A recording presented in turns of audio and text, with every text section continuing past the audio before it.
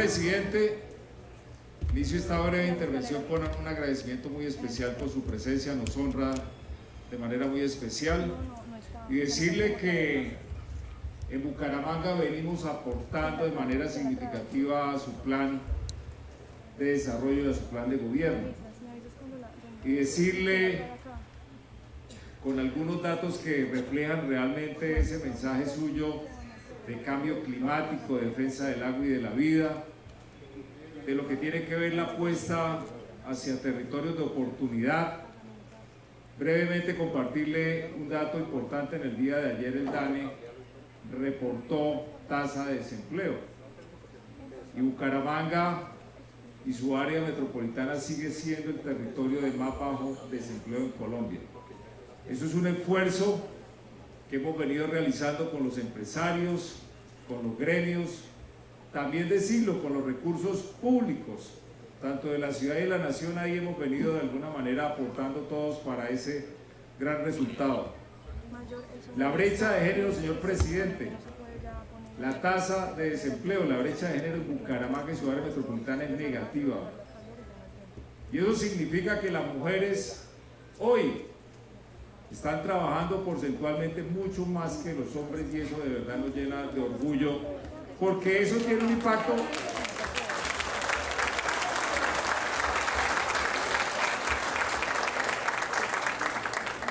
Eso, presidente, y usted lo ha dicho de manera reiterada y repetitivamente, es una mujer con ingresos económicos ayuda de alguna manera a que no hayan hechos de violencia intrafamiliar, de respeto por la vida y la dignidad de las mujeres. Y eso está pasando acá en nuestro territorio. También decirle que hemos hecho un avance importante. Bucaramanga tiene el mayor porcentaje de personas con 3 comidas diarias. Estamos por arriba del 90%. Lo hemos hablado con Carlos Ramón González, de manera que yo quisiera poder decir pronto que Bucaramanga es un territorio libre de hambre. Yo creo que esa es una apuesta importante para que realmente hablemos con resultados de cómo cerramos las brechas de inequidad en nuestros territorios. También decirle que esa visión suya de proteger la vida, de proteger el agua, usted sabe, señor presidente, que lo hemos hecho a lo largo de nuestro gobierno. Nos hicimos elegir con esa gran apuesta y usted lo ha manifestado públicamente hace un par de meses en Málaga, y hemos logrado el archivamiento de esa licencia ambiental del gran proyecto megaminero. Eso fue un resultado contundente en el Congreso de la República, con una máxima votación para que pudiéramos proteger el agua y la vida. Pero no nos quedamos ahí, señor presidente. Con recursos de los bumangueses hemos comprado cerca de 1000 hectáreas donde tenemos evidencia científica que hay recarga hídrica, para que realmente no es solamente tener el embalse de la ciudad de Bucaramanga y garantizar, como hoy podemos decir, ante el cambio climático y el fenómeno del Niño, vamos a tener fácilmente cómo sortear esta gran situación, y estamos dispuestos desde el Acueducto Metropolitano de Bucaramanga a apoyar el resto del departamento. Y seguimos. Los pagos por servicios ambientales, tenemos 100 familias campesinas donde ya estamos implementando pagos por servicios ambientales en Charta y en Tona. Ahí es la manera como realmente podemos proteger la fuente hídrica, lo estamos haciendo.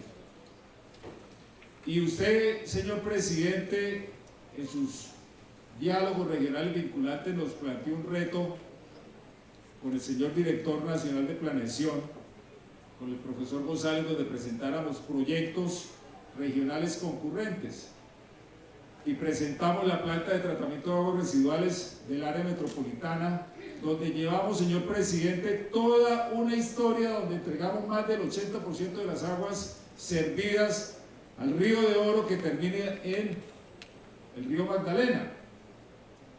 Ahí es donde podemos hacer territorios sostenibles y sustentables. Y seguimos resolviendo grandes retos de ciudad, señor presidente, y no solamente de la ciudad, sino del departamento: los residuos sólidos, la crisis sanitaria, el relleno del Carrasco, nos llevó a desarrollar una solución diferente. Nuestra ministra Catalina Velasco, con quien tuvimos la oportunidad de decirle cómo estamos avanzando en eso, y ella muy generosamente hizo un reconocimiento de que tal vez es la manera de hacer rellenos sanitarios en Colombia. Solamente nos falta una inversión que ya está, los recursos asignados para ampliar la capacidad de tratamiento de lixiviados y poder proteger todo lo que tiene que ver las contaminaciones de nuestras quebradas. Y hay un proyecto de ley, señor presidente, que yo quisiera que lo tuviera con su equipo de gobierno en la agenda, que desde Azocapitales, de la crisis, entendiendo que hay 15 millones de colombianos que hoy tienen problemas de residuos sólidos, hay un proyecto de ley de gestión de residuos sólidos que me parece fundamental, no para resolverle el problema a los bumangueses, sino a 30 millones de colombianos, porque pronto, apreciada ministra, vamos a tener seguramente una tragedia sanitaria en nuestro país. Decirle también, señor presidente, en su visión de los territorios, por primera vez en la historia de Bucaramanga, los corregimientos se le está parando bolas, se le está dando la cara, se le había dado toda la espalda, y seguramente aquí algunos líderes de nuestros corregimientos lo pueden evidenciar. 32 veredas en nuestros tres corregimientos, señor presidente. Escúchame este dato que es una tragedia. No contaban con acueductos veredales y veían todos los días que pasaban a sus casas el embalse lleno de agua pero sin acueductos veredales. No puede ser que en el siglo XXI los gobiernos locales hayan dado la espalda a esta población campesina.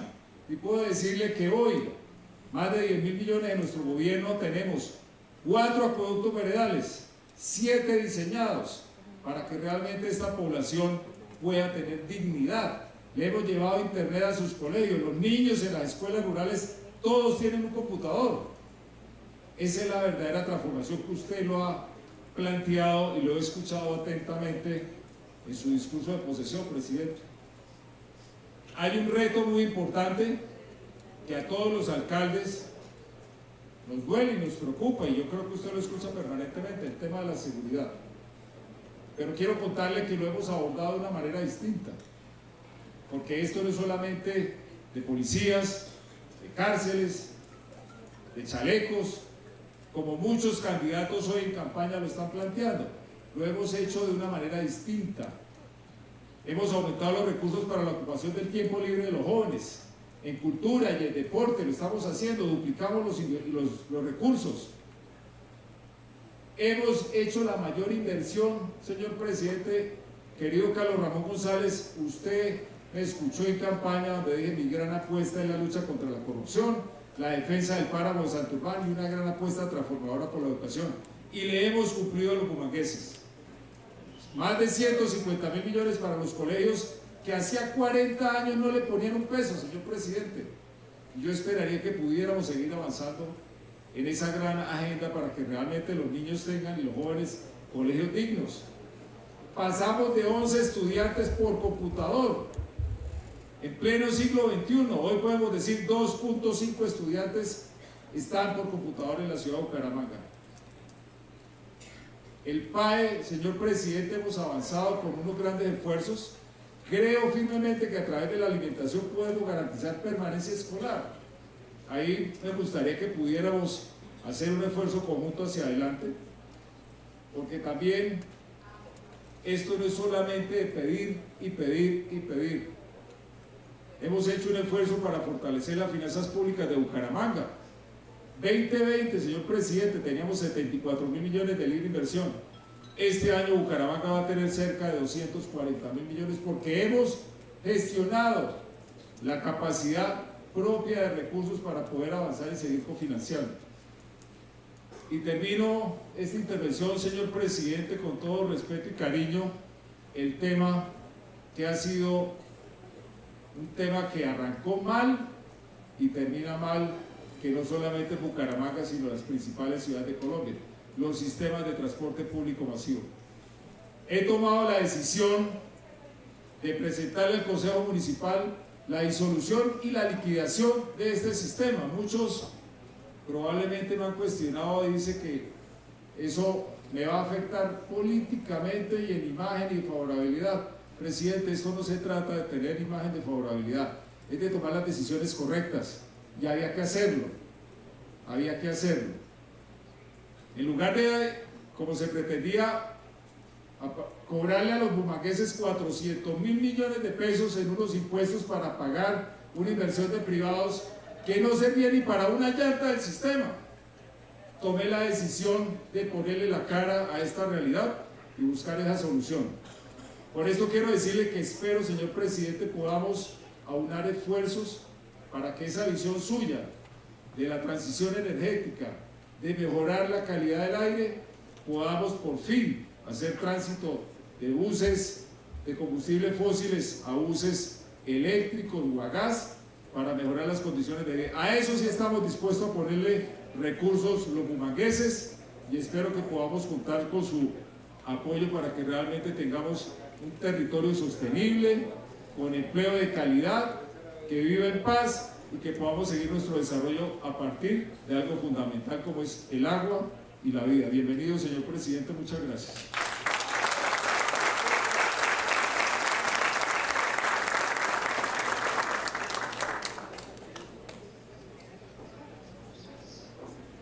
A usted, señor alcalde, muchas gracias. En este momento invito a pasar al frente al gobernador de Santander, señor Mauricio Aguilar.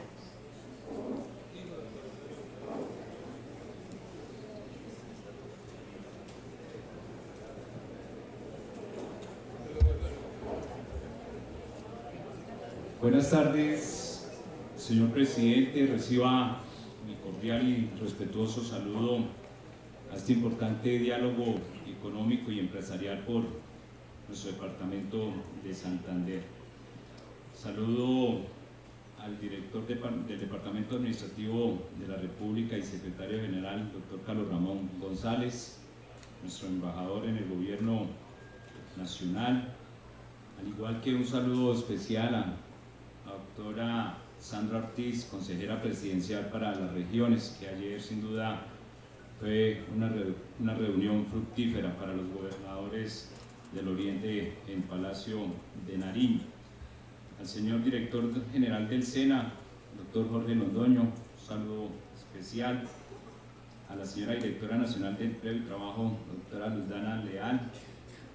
Al señor secretario jurídico de Presidencia, Vladimir Fernández.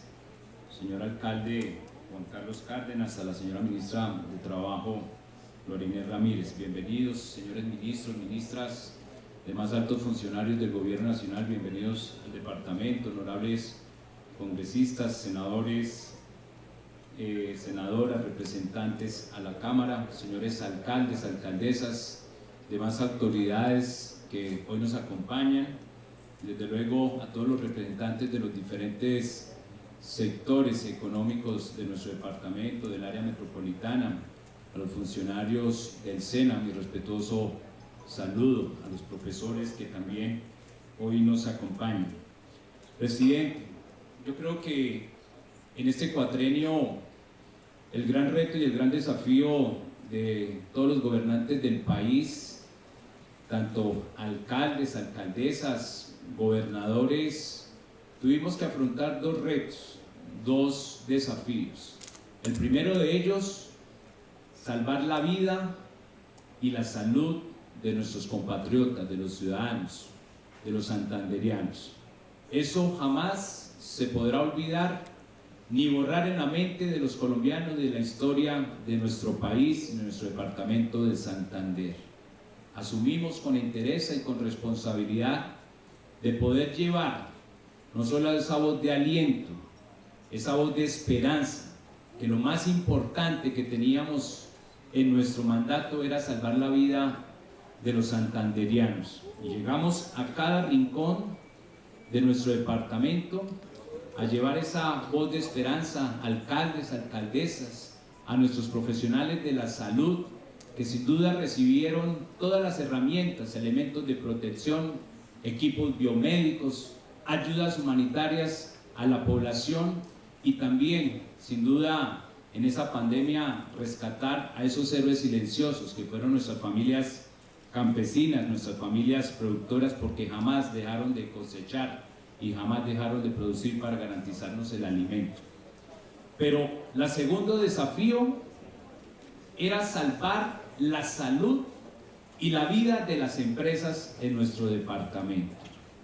Nosotros asumimos con ese mensaje, después de superar esa situación de pandemia, de llevar todo un plan de acción, porque en nuestro departamento de Santander contábamos con 299 camas UCI y logramos llevar a 677, y el fortalecimiento de nuestra red pública en todo el departamento, evitar la liquidación de 22 ESES que estaban en alto riesgo financiero.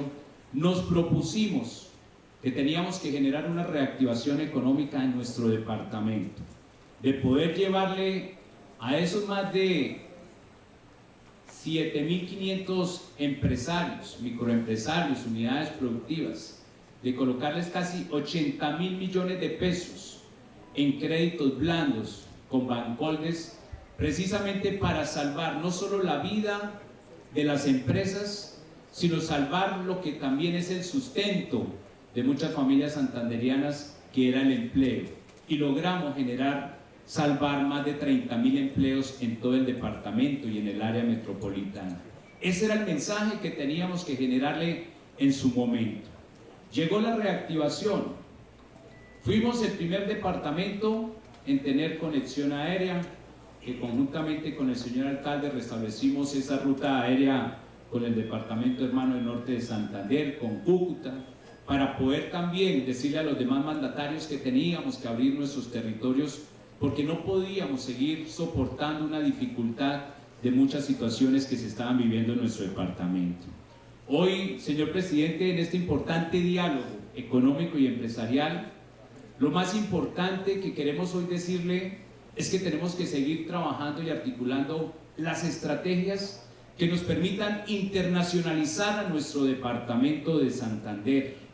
Nosotros llegamos, y lo digo con la mayor humildad, llegamos hace unos pocos días de una gran rueda de negocios en Miami, donde el señor cónsul en Miami nos abrió las puertas, y más de 30 empresarios aquí santanderianos pudieron mostrar lo que hemos venido conquistando de los mercados internacionales. Eso sin duda es lo que nosotros queremos hoy, señor presidente, seguir fortaleciendo, porque así como llegamos de esa rueda de negocios que conoce aliados también estratégicos, el turismo de salud, el turismo de aventura, los parques temáticos, lo que hoy estamos posicionando y mostrando de las bondades que tiene nuestro departamento de Santander, queremos seguir fortaleciendo la empresa y la industria santanderiana.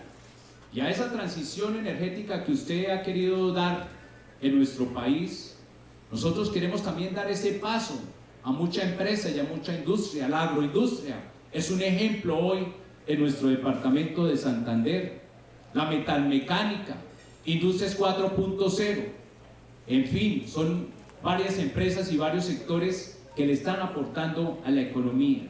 De enero a junio exportamos más de 169 millones de dólares.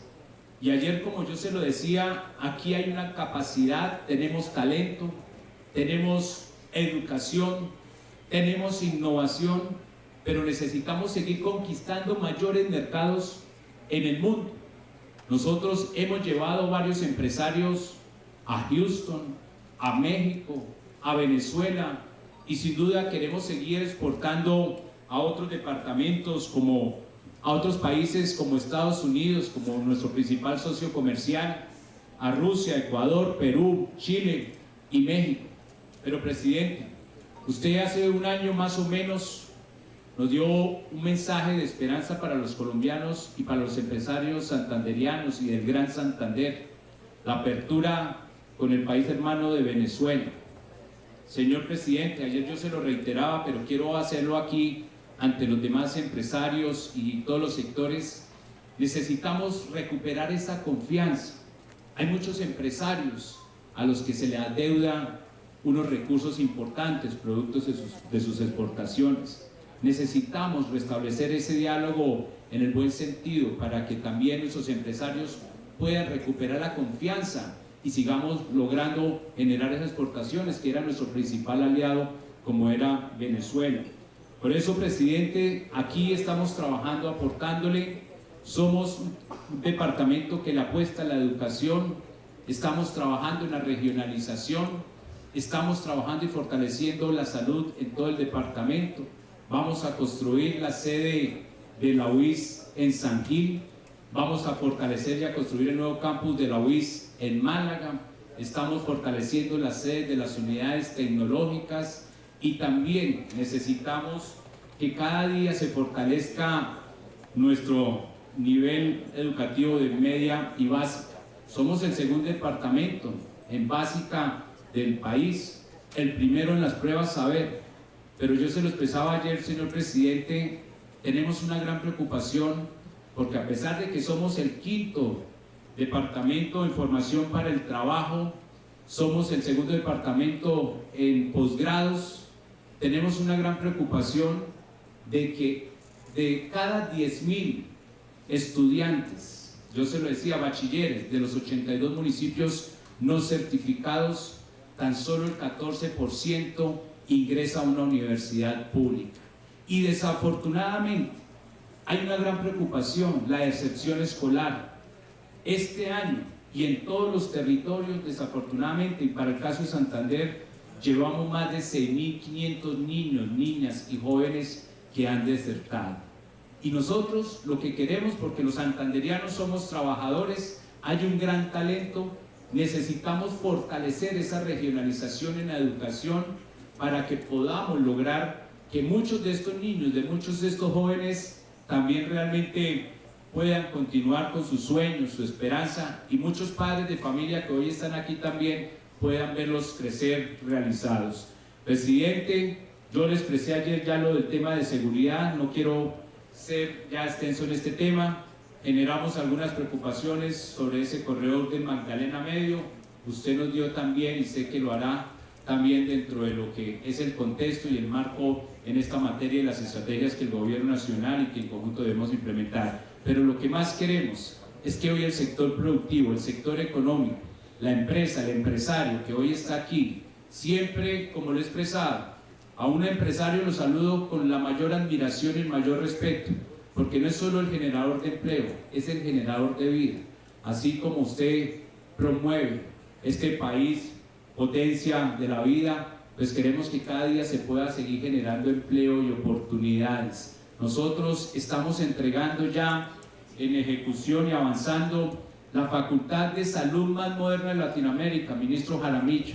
Eso que hará aquí en Santander, queda en nuestro gobierno y que quedará en la UIS, que sin duda será también un gran ejemplo para nuestros profesionales de la salud, para los especialistas, para todos esos científicos que podrán llegar aquí a nuestro departamento de Santander a todas sus investigaciones. Muchas gracias. Señor gobernador, muchísimas gracias. En este momento quiero extender un saludo muy especial. También nos acompaña hoy aquí en este auditorio la honorable senadora Gloria Flores. Un saludo para ella.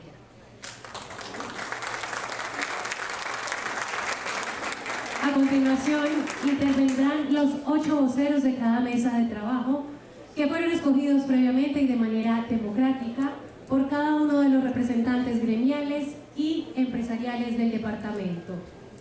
Serán ellos quienes de los diferentes sectores económicos expondrán sus necesidades y propuestas al señor presidente de la República para unirse a ser parte del cambio. De esta manera, invitamos al frente al representante de la mesa petroquímico, Óscar Javier Pardiño Muñoz.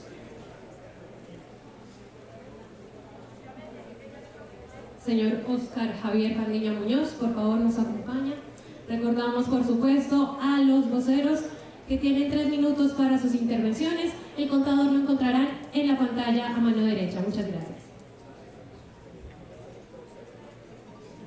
Señor presidente, a toda su mesa de gobierno nacional, regional y local, a todos y a todas muy buenas tardes.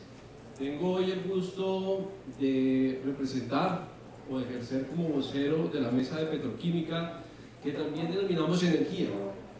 Y en esta mesa salieron 2 grandes aspectos, uno muy enfocado al fortalecimiento de la pequeña y mediana empresa a nivel local y regional. Como lo decía nuestra señora consejera Sandra, Aquí en esta mesa también tratamos temas del pequeño, del mediano y del grande industrial que procederé a mencionar a continuación. Entre los primeros puntos que se fortalecieron acá y basados en las personas que lo estábamos integrando está en el valor que tiene la pequeña y mediana empresa en la región de Santander. Y aquí mismo el poder garantizar el ejercicio contractual o la participación de los contratos del gobierno nacional a estas pequeñas y medianas empresas bajo la transparencia y sobre todo la oportunidad de poder ejecutar dentro de este ejercicio. Es decir, se acaba acá en esta mesa sobre las dificultades que para algunas empresas pequeñas y medianas representaba el poder acceder a estos contratos con el gobierno nacional y solicitaban en conjunto o solicitamos en conjunto el poder hacerlo con énfasis y priorización en la empresa local. Se colocó el ejemplo en este momento de poder acceder desde Barranca Bermeja, teniendo en cuenta donde estamos ubicados en este momento en Santander, el poder hacerlo en las empresas como Ecopetrol y en los diferentes contratos que tengo. Aquí en la mesa se reunieron empresas metalmecánicas, empresas de laboratorios, empresas ambientales que solicitaban esta intervención y esta posibilidad. Asimismo, se solicitó el poder flexibilizar sin perder el control los requisitos regulatorios que se requieren o que se exigen para poder exportar en estas pequeñas y medianas empresas. El poder facilitar también la participación en todo el programa energético que tiene el gobierno nacional y que encabeza de manera excelente en este momento, el poder hacer partícipes en la industria petroquímica y energética a estas pequeñas y medianas empresas. En conclusión, para este primer punto se requiere el poder hacer una participación de este sector de pequeños y medianos empresarios locales en todo el territorio nacional y en los contratos. Adicional a eso, y para tocar la parte de los otros sectores que estábamos hablando, en el sector de los biocombustibles se solicitó el poder fortalecer y promover esta cadena agroindustrial de biocombustibles que tanto le aporta al país y a la canasta energética y al plan de transición energética, poder hacerlo dentro del marco de la transición energética justa, bajo la normatividad o bajo la promoción de una normativa y regulación que dé la tranquilidad y viabilice las inversiones que requiere este tan importante sector de la industria colombiana, y adicional a eso el poder seguir aportando en los pilares que se tienen del empleo, del impacto al medio ambiente y sobre todo también de la transición energética. Creemos que estos dos aspectos que incluyen, como lo digo, al pequeño, al mediano y al gran empresario deben ser tratados con prioridad y sobre todo deben ser estudiados para garantizar el crecimiento y sobre todo con ese desarrollo bajo en carbono que estamos buscando desde los agroindustriales de biocombustibles, esa transición energética y todo el complemento que trae sobre todo al sector del campo, sobre todo al sector también del apoyo a estos pequeños empresarios que también lo mencionaron hoy y al país con toda su regulación energética. Este es más o menos el resumen que teníamos para hoy.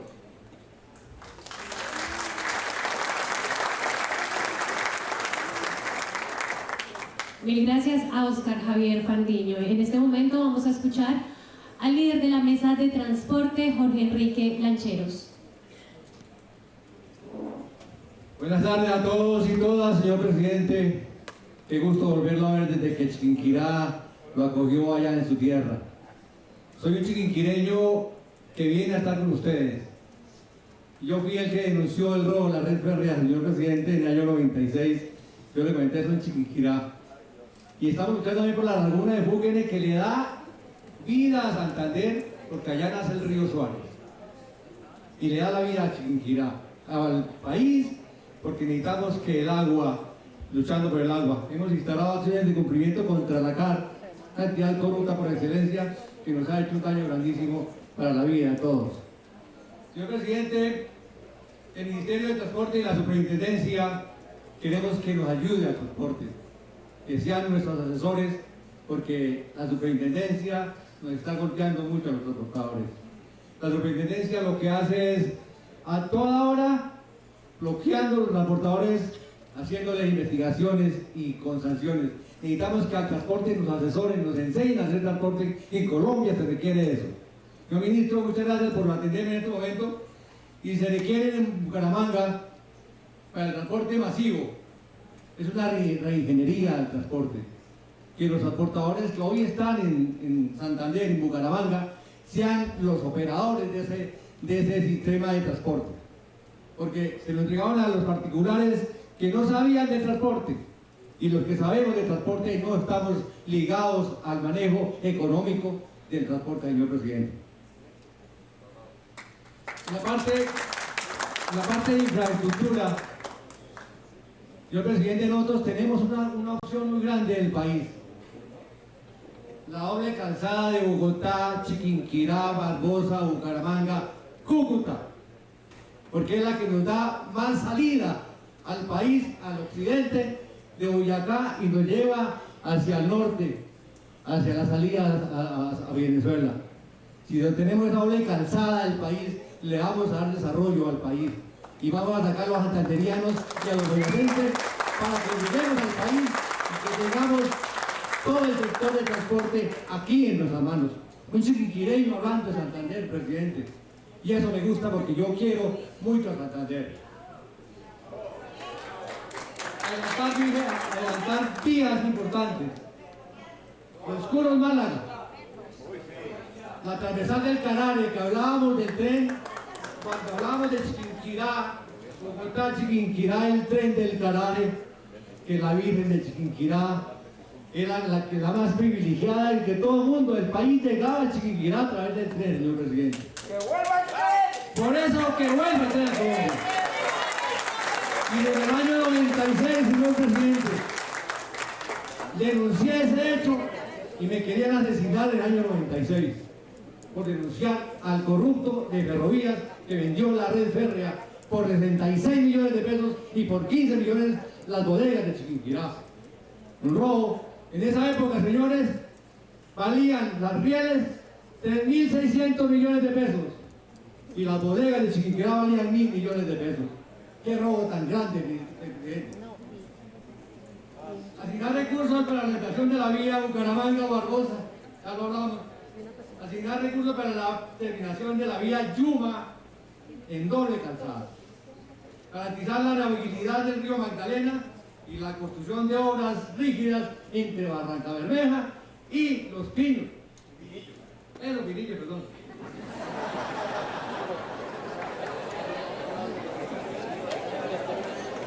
Conectar Bucaramanga con Pamplona. Yo ya hablaba, señor presidente, de que proponía de pronto 3 túneles que vienen desde Bogotá, Barbosa, Bucaramanga, Cúcuta. El primer túnel que propongo y que proponíamos es de San Gil hasta Aratoca. De Aratoca a Bucaramanga, al lado de Piedecuesta, y de Bucaramanga a Cúcuta, a salida a Venezuela. La construcción del par vial de Río Negro y la vía Virgen, o la Virgen, el cemento. Poner en operación el aeropuerto Los Pozos de San Gil, señor presidente.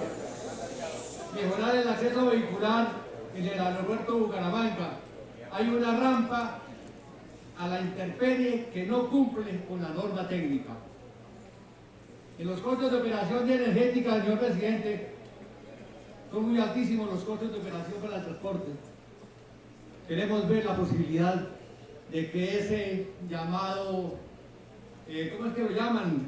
El que está figurando con los combustibles, está dañando el transporte, pero porque no es culpa del presidente Petro.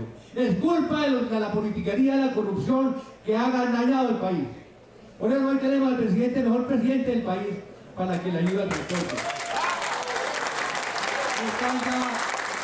Buscando el tiempo, pero señor presidente, de verdad que en Chiquinquirá y en Boyacá lo esperamos para que solucionemos problemas de la región que son muy grandes. El occidente boyacense es uno de los occidentes más golpeados por la violencia especialmente la violencia del narcotráfico y de los paramilitares. Muchas gracias y Dios los bendiga.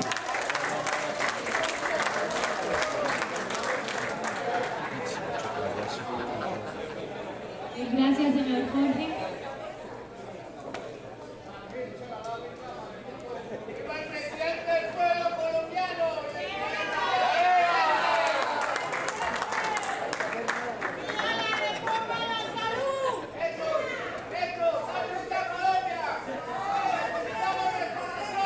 Ahora, y por la mesa de turismo, vamos a escuchar a la señora Mariela Sarmiento.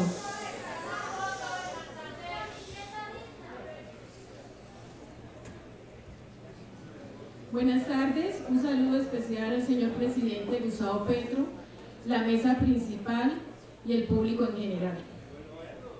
Señor presidente, pues esto podría ser más largo, pero lo hicimos de manera muy corta porque usted sabe que la parte de turismo pues tiene muchas cosas, pero tratamos de simplificar lo más posible. Le hablamos desde la Mesa de Comercio y Turismo en representación del Departamento de Santander. Propuestas.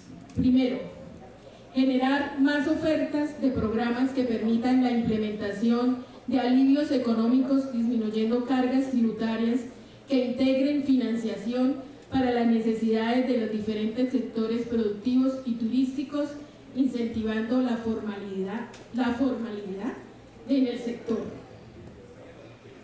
Segundo, promover la presencia en el Departamento de Santander del Ministerio de Industria y Turismo y Comercio para fortalecer la autonomía de la región y se puedan tener mayores rubros presupuestales para posicionar a Santander en mercados nacionales e internacionales. Tercero, mayor inversión en conectividad aérea y terrestre que facilite el acceso al territorio de la demanda turística nacional e internacional, propiciando mayores canales de difusión de la oferta turística en el departamento. Hay falta de promoción y difusión, especialmente en las comunicaciones regionales, porque la inversión históricamente ha sido solo para algunos medios. Gracias.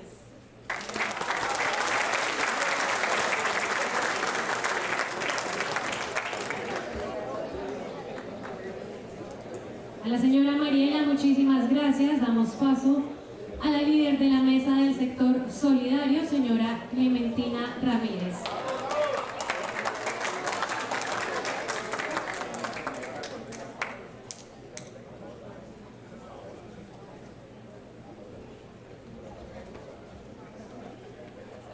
Buenas tardes al señor presidente de la República, a los señores ministros, ministras, a todo el gabinete presidencial, a los diferentes alcaldes, alcaldesas, a todos los hombres y mujeres que hoy están en este recinto. Mi nombre es Clementina Ramírez, hago parte de los cuidadores familiares de personas con discapacidad con dependencia funcional, pero también hago parte del mercado campesino, popular, cultural y estudiantil de la UIS, que nació del estallido social y que seguimos dando la pelea para seguir allá y que no nos saque la UIS, el señor rector. Pero seguimos en la lucha. Nos correspondió el sector de economía solidaria, popular y comunitaria.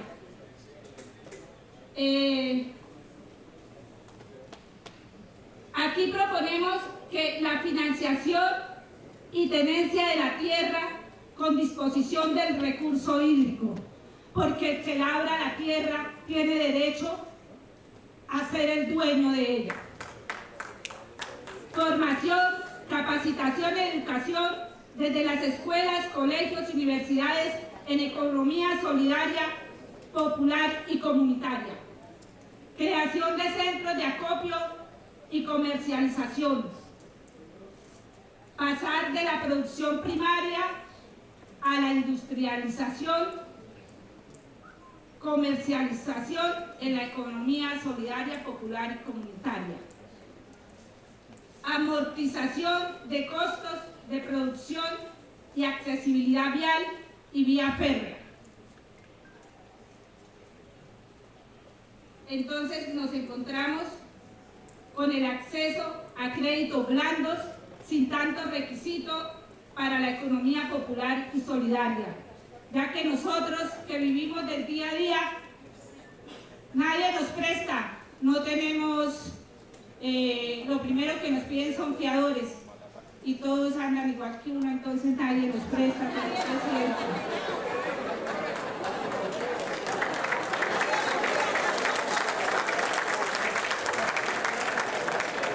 titulación de tierras al productor campesino con formación para obtención y entrega del recurso hídrico. Creación de escuelas de capacitación integral con protagonismo autóctono, donde los artesanos sean los maestros, donde los que tienen el conocimiento sean los que instruyan a los que ya apenas empiezan. Acabar la intermediación creando centros de acopio de productos del agro en el sector de la economía solidaria, popular y comunitaria. Fortalecer el tejido productivo entre lo nacional y las regiones, gobernaciones y alcaldías, porque si no se trabaja en común, cada uno coge por un lado diferente y no se hace nada. Mejoramiento de vías terciarias, ablandar cobros de peajes y facilitando procesos de transporte, porque si nuestros campesinos no tienen cómo transportar sus productos a la ciudad, por eso existen los intermediarios y son los que se quedan con la platica del campesino y el que labra la tierra. Beneficiar, fortalecer a organizaciones y personas que integran el sector de la economía solidaria y popular. Tenemos 5 puntos, que es integrar los esfuerzos de la economía solidaria y campesina en un centro de fomento asociativo de la mano de la Unidad Solidaria para Santander. Desarrollar procesos de acompañamiento educativo a las propuestas de alfabetización en asociatividad solidaria. Salir de la producción primaria, de la extracción a la industrialización. Apuestas a fortalecer en las regiones medios alternativos y comunitarios y digitales. Crear mesa regional de asociatividad solidaria en Santander. Acá participamos varias organizaciones como los tenderos, organizaciones de mujeres campesinas, trabajadoras del hogar, cooperativismo, fundaciones sociales, cooperativas del transporte, vendedores ambulantes, personas en privación de la libertad en proceso solidario, Comité de Profesionales de la Colombia Humana, Capítulo Santander, organizaciones de vivienda popular, sectores culturales, el mercado campesino, popular y cultural, estudiantil de la UIS, cuidadores familiares de personas con discapacidad con dependencia funcional, Colpensiones, IMEU y asociaciones de tenderos de Piedecuesta. Muchísimas gracias.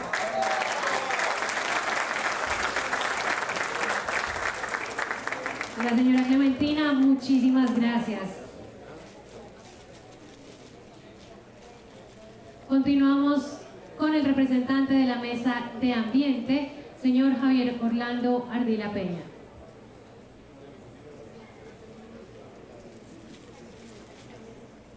Buenas tardes. Desde la Mesa de Ambiente, pues el tema es muy amplio y pues el tiempo de hoy era bastante sucinto, entonces alcanzamos a llegar a unos puntos principales como son, en primer lugar, pues ya hablaron en parte de esto, que tenemos un acceso limitado a conocimiento sobre las energías alternativas. Entonces por eso es importante que se le dé fuerza a que se desarrolle más conocimiento y que también ese conocimiento sea asequible a todas las personas sobre la transición energética y pues las alternativas en energía que tengamos pues para cuidar el ambiente en ese sentido. También, pues como el agua es nuestro bien más preciado, y lo han dicho aquí ya fuertemente, entonces hay un bajo desarrollo en muchos municipios sobre el tratamiento de aguas residuales. La idea es buscar incrementar que ese tratamiento sea más efectivo y presente en todos los centros poblados, especialmente donde se generan estas aguas residuales. Otro punto es la generación de los residuos sólidos con limitación del manejo de la disposición final. Esto incluso ya lo es una parte importante del señor alcalde. Entonces hay que, sugerimos trabajar bastante sobre buscar tecnologías y estrategias y alternativas de aprovechamiento de esos residuos para buscar llegar ojalá a un logro de basura cero en toda la población. Y por supuesto, desde una conciencia social para tal fin. Esto, pues teniéndolo en cuenta en la parte del desarrollo de la productividad de todos los sectores, bajo un entorno de sistemas de economía circular para cuidar el ambiente en todos los aspectos. Otro aspecto es sobre la conservación de los ecosistemas estratégicos y porque encontramos que hay unas actividades productivas que son contaminantes y que afectan estos ecosistemas. También mencionaron ya una parte, entonces enfatizamos en que se encuentren estrategias para una transición productiva, de manera que las alternativas de producción de todos los moradores de esas zonas, de los ecosistemas, migren a una producción que sean con baja contaminación o cero contaminación y que no impacten negativamente los ecosistemas estratégicos y por supuesto cuidando siempre nuestro bien preciado del agua en estos ecosistemas. Y todo esto lo fundamentamos, o una parte transversal para ello está sobre revisar que en la parte de educación hay bastantes planes, propuestas y normas, pero aplicadas de manera dispersa en nuestra sociedad y en nuestra parte productiva. Entonces proponemos que haya una estrategia nacional de fortalecimiento de la educación ambiental con enfoque de desarrollo económico y social desde la niñez, tanto en aulas, en empresas, en familias y la sociedad con una conciencia finalmente ambientalmente productiva para la vida.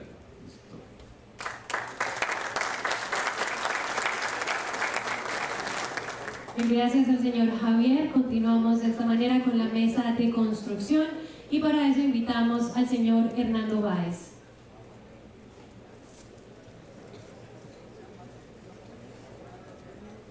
Gracias. Señor presidente Gustavo Petro, bienvenido a nuestra ciudad, nuestra región. Un cordial y fraterno saludo de un amigo más. Respetados miembros de la mesa directiva, todos y todas las asistentes, gracias por su atención. Fui delegado por esta mesa de trabajo en relación con el tema de la construcción. Hay innumerables problemas, necesidades, como siempre decimos, son grandes los problemas, limitados los recursos para solucionarlos. Luego la tarea era identificar al menos los puntos más relevantes o que de manera inmediata se puedan atender y dar respuesta a estos asuntos. Identificamos 5 temas. El primero fue, que tal vez no es ajeno a la región, sino es un problema nacional, el exceso de tramitología.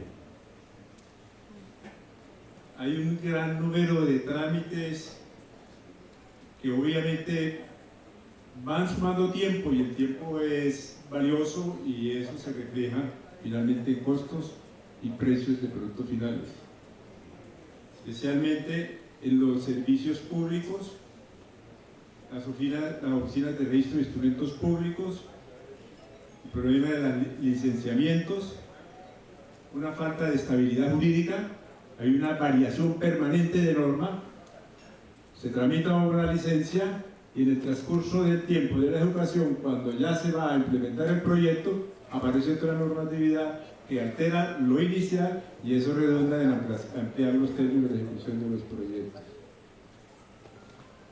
Frente a este primer problema, llamamos la atención para que la Superintendencia de Servicios Públicos haga mayor presencia y control. Hubo un caso específico que se comentó en la ciudad de Barranca Bermeja, donde han sido sujetos de estas afectaciones después de tener la disponibilidad de servicios públicos listas. Cuando viene la ejecución y la instalación de los diferentes servicios, se generan los problemas de ampliación de tiempos para gozar de estos mismos servicios. Luego es necesario que la superintendencia preste atención en estos casos puntuales, si es necesario se hagan unas mesas de trabajo para que atienda casos vigentes, fortalecer las organizaciones del registro de instrumentos públicos, una simplificación y una estabilidad de las normas vigentes. Un segundo punto bastante complejo, que son los elevados costos de los materiales para la construcción y las consecuencias de los costos logísticos. En este punto se considera que por lo menos de parte del gobierno y las entidades, el Ministerio de Vivienda y el organismo que tienen que corresponden con el sector, que ejerzan un control a la especulación en los precios de los materiales para la construcción. Por ejemplo, el costo del acero. Se mencionaba esta situación de la importación de este material, un insumo tan necesario para la construcción, donde la chatarrización en el país sería una posibilidad de aprovecharse mejor este insumo para reciclarse y producirse más esta materia. Tenemos la materia prima y podemos tener un producto final como insumo para la construcción y no se esté comprando a precios internacionales costosos. El tercer punto fue los mecanismos de financiación de vivienda en un contexto de altas tasas de interés. Voy a limitar a leer para aprovechar el tiempo. Mecanismos alternativos de financiación. Una unidad de medida son los salarios mínimos legales vigentes, que así como definen un precio de la vivienda bis y no bis, la vivienda de interés prioritario igualmente, que se tenga como una unidad de regulación para todos los efectos inflacionarios que en alguna medida contrarresten este problema de inflación. Aumentar los montos de subsidio, la cobertura a las tasas de interés graduable, un esquema de garantías para financiar viviendas sin cuota inicial. El cuarto punto, tenemos zonas consolidadas en las grandes ciudades, zonas urbanas que tienen desarrollos urbanos con los diferentes servicios, vías, pero están denominadas con una norma urbanística que si yo quiero desarrollar un proyecto BIS en una zona denominada de estrato 4, hay unas limitaciones del POL regional o del local que impide que se desarrolle o que se generan trabas y dificultaría poder desarrollar vivienda de interés social en zonas desarrolladas dentro del perímetro urbano o en las partes centrales de la ciudad donde haya servicios dotacionales y desarrollos urbanos. Esto se requiere una solución de articular la vivienda de interés social, que los planes de ordenamiento regional puedan incorporar ese desarrollo de vivienda de interés social en las zonas más centrales de las ciudades. Y finalmente, el quinto punto es el empleo cíclico de los trabajadores del sector. Cuando el proyecto se está desarrollando, todos los trabajadores están vinculados, se garantiza su seguridad social, en fin, que se suspende el proyecto y queda cesante estos trabajadores. Es necesario establecer un organismo de alguna manera cómo se protege y se le da sostenibilidad a esta fuerza laboral y de trabajo importante, generadora de riqueza, que quedan cesantes una buena parte del tiempo después hasta que vuelvan a enganchar en nuevos proyectos. Qué pena, muchas gracias por su atención. Gracias por haberme oído. Señor Hernando, muchísimas gracias. Damos paso al vocero de la Mesa de Salud, señor Julián Pedraza.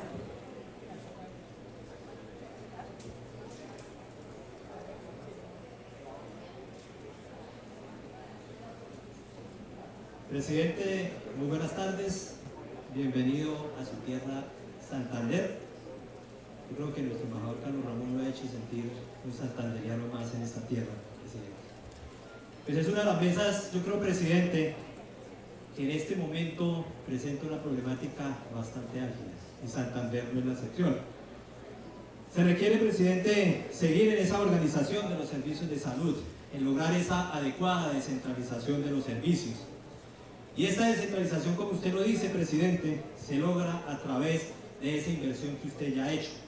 Y quiero agradecerle a usted hoy, presidente, igual que lo hice a nuestro señor ministro, el doctor Guillermo Alfonso, por esa inversión de más de 90.000 millones en nuestros hospitales públicos aquí en el departamento de Santander. Pero nos falta mucho más, presidente. Hay muchos hospitales que hoy se están cayendo. Hay centros de salud donde no se les puede garantizar el acceso oportuno a nuestra población. Proyectos importantes que nosotros sabemos que con su venia Santander va a ser beneficiado. Y vamos a poder garantizarle ese acceso a la comunidad y al territorio en donde no tienen oportunidad para los servicios de salud. Presidente, el fortalecimiento y lo que tiene que ver la modernización de los servicios de salud, con esas dotaciones de equipos. Hoy Santander ya tiene un proyecto que el doctor Guillermo Alfonso ya lo conoce, para dotar a esos hospitales que se encuentran lejos de nuestra capital, de nuestro departamento, de nuestra capital Bucaramanga. Y un punto bastante importante, presidente, el flujo de recursos, para que nosotros logremos una financiación adecuada de nuestra red. Hoy usted lo ha escuchado, presidente, no solamente son 3 EPS las que están supuestamente muriendo. Yo creo que la red pública en este momento está atravesando una situación verdaderamente crítica. Santander con una deuda cercana a los 353.000 millones de pesos, presidente, en donde por atención de migrantes, presidente, son 153.000 millones de pesos que se le adeuda a la red pública hospitalaria del departamento. Nosotros necesitamos que se garantice, presidente, como usted lo tiene, el flujo de recursos a través del giro directo a los hospitales y a todos los prestadores. Otro punto importante que se toca en la mesa, presidente, es lo que tiene que ver con las plantas de sacrificio en los municipios, garantizando las condiciones técnicas y las condiciones ambientales para que esos municipios puedan tener una fuente diferente de trabajo y garantizarle a nuestros campesinos que puedan acceder a este tipo de servicios.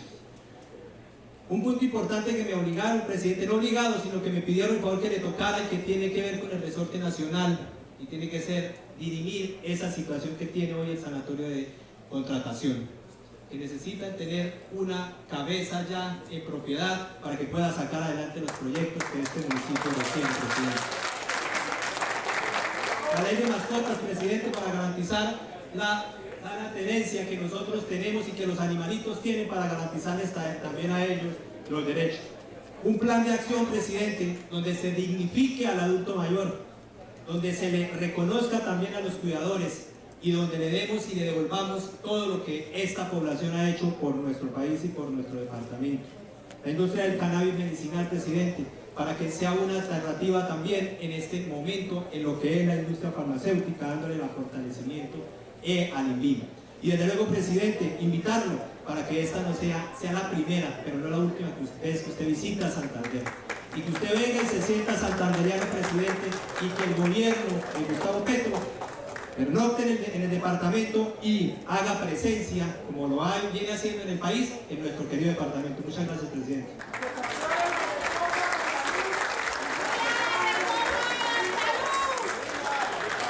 Gracias, señor Julián.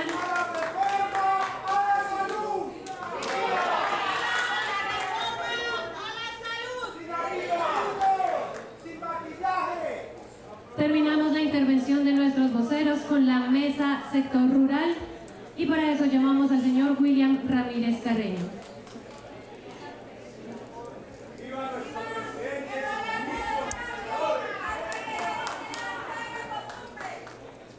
Buenas tardes para todos y para todas. Compañero presidente, soy portador de saludos de muchos compañeros y amigos suyos que quisieran saludarlo directamente, desafortunadamente no hay la posibilidad. Yo vengo en representación de la Mesa de Ruralidad. Allí estuvimos presentes representantes del campesinado, pero también, digamos, del empresariado rural, y un sector bastante diverso y simple, ¿no? Voy a intentar, así de manera muy puntual, plantear como los elementos claves que salieron de esta comisión, digámoslo así. Digamos que, para no entrar en problemáticas que usted ya las conoce muy bien, y de antemano creo que el campesinado tiene mucho que agradecerle, compañero presidente, porque se ha venido preocupando por este sector. Necesitamos que Santander se haga presente la institucionalidad con más fuerza, con más visibilidad, con más integración del campesinado. Lo primero que se le solicita es la instalación del Comité Departamental de la Reforma Agraria y Rural, que está establecido en el nuevo Plan Nacional de Desarrollo. El tema de tierras es un problema muy grave en Santander y creemos que desde ahí podemos empezar a resolverlo en términos de titulación y en términos de acceso a la tierra. El otro tema es el tema de apoyo a fortalecimiento a la producción campesina diversificada.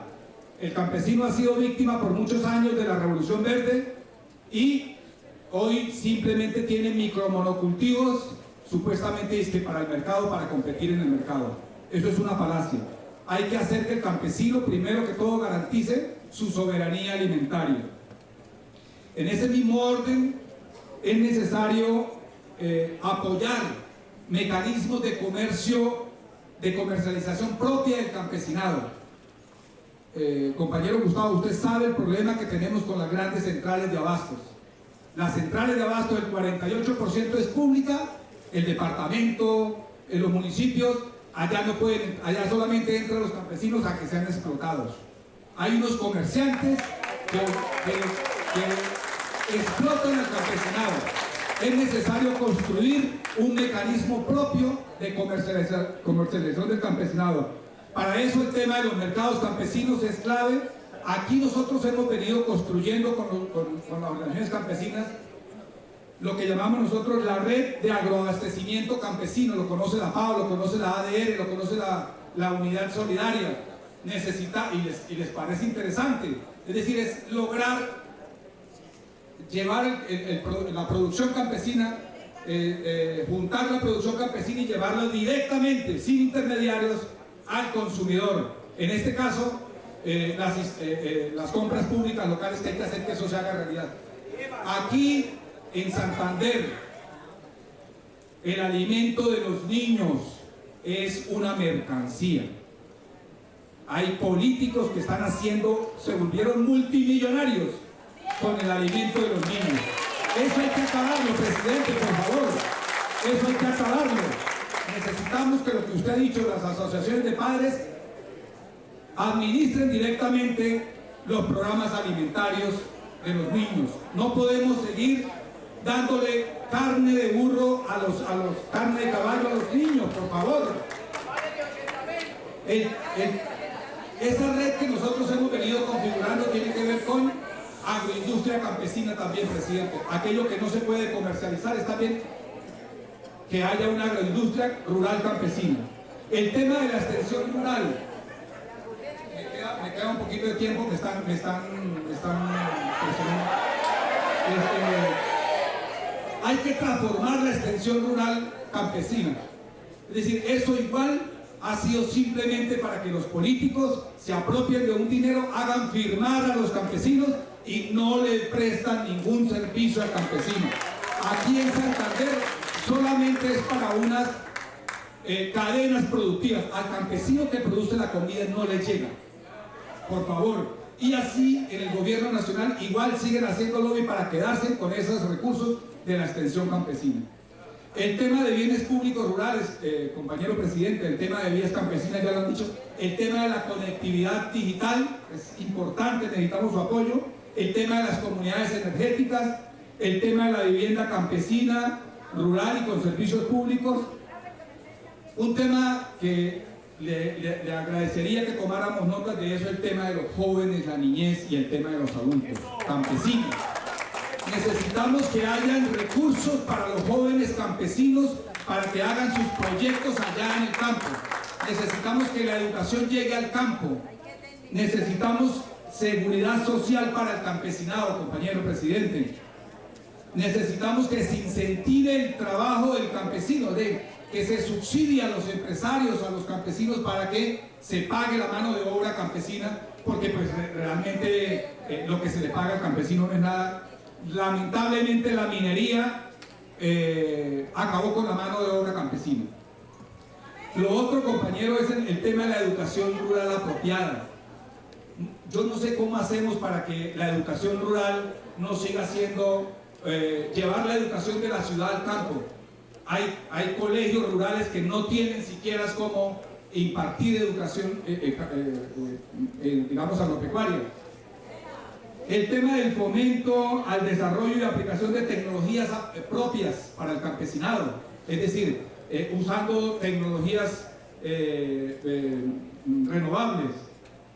El tema de fomento y reactivación del distrito de riego. Aquí hay un distrito de riego que está años abandonado, allí en Lebrija, que usted de pronto lo conoció, compañero. Y el tema que se apoye el aprovechamiento de las aguas lluvias para el campesinado. Vamos a una crisis climática y es necesario que se le favorezca al campesino mecanismos para que recoja el agua y la pueda reutilizar. Ya voy a terminar. El tema de fomento al uso de semillas, especies y material genético vegetal nativo propio, es decir, tenemos que dejar de criminalizar a los campesinos que utilizan semillas nativas y propias. Apoyo a una parte importante. Santander, desafortunadamente, la violencia acabó con el campesinado, con la organización campesina. Necesitamos un apoyo para el fortalecimiento y la asociatividad campesina, compañero. Hay un tema que por aquí se colocó y es el tema del conflicto armado y el tema del paramilitarismo, que algunos dicen siempre ha estado allí, camuflado, pero ahora en campaña se hizo más, nuevamente vuelve a ser público. Es decir, el tema de la violencia en las zonas rurales ha vuelto a resurgir, compañero presidente, y es necesario que también sobre eso se haga y se controle los grupos paramilitares y los grupos ilegales. Muchísimas gracias, compañero.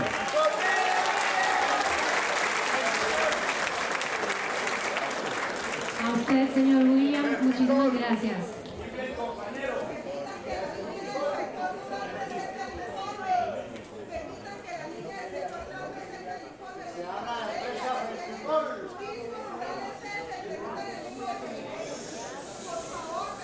A continuación, tiene la palabra el señor presidente de la República, Gustavo Petro Urrego.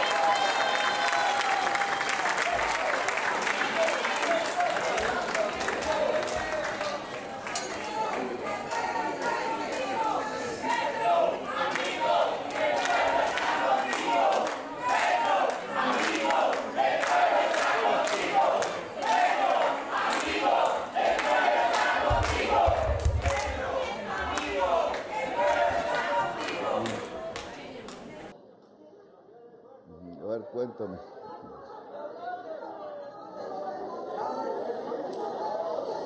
Vamos. Bien, vamos ahora. Señor, el secretario general de la Presidencia de la República, Carlos Ramón González Merchán, y su esposa Luz Dana. Secretario Jurídico de la Presidencia de la República, Vladimir Fernández. Consejera Presidencial para las Regiones, Sandra Liliana Ortiz Nova. Gobernador del Departamento de Santander, Mauricio Aguilar Hurtado. Alcalde de la Ciudad de Bucaramanga, Juan Carlos Cárdenas Rey. Director General del Servicio Nacional de Aprendizaje SENA, Jorge Eduardo Londoño.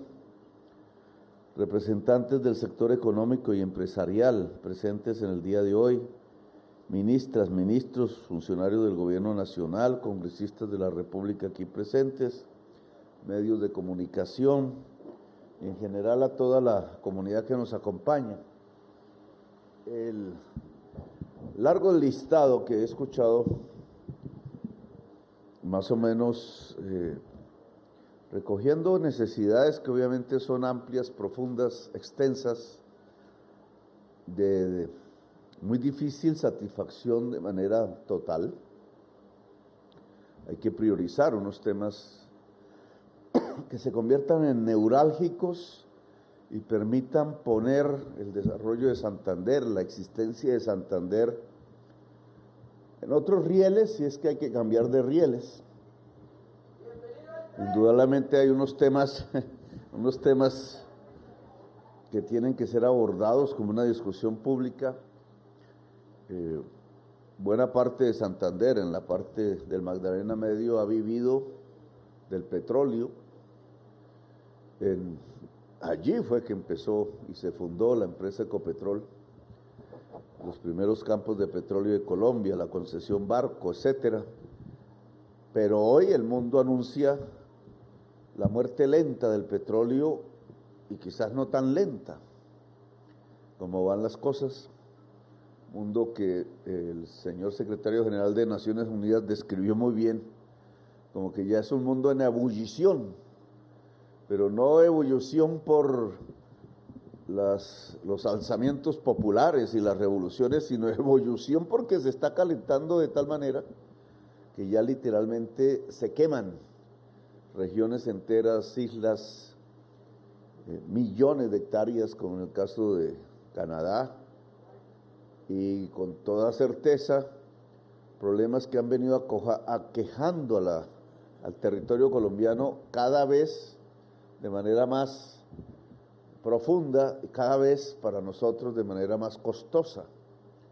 En diciembre estábamos con el agua hasta el cuello y ahora se anuncia que el agua no va a estar, etcétera. Entonces, las instituciones colombianas que se han construido para resolver este tipo de problemas se quedaron pequeñas, en realidad no funcionan. Uno no puede entender cómo ante un desastre como el de Mocoa, no recuerdo bien la fecha exacta, hace varios años, a la fecha no se ha construido una casa. Y lo que es peor, no se han hecho las obras que impidiesen que se volviera a repetir el problema, que indudablemente se va a volver a repetir. Entonces estamos ante una incapacidad que no solamente es de recursos financieros, que lo es, sino de concepción misma de la institucionalidad. La UNGRD, como se llama eso, se construyó, en primer lugar, fue para atender emergencias, es decir, ya cuando se produce el desastre,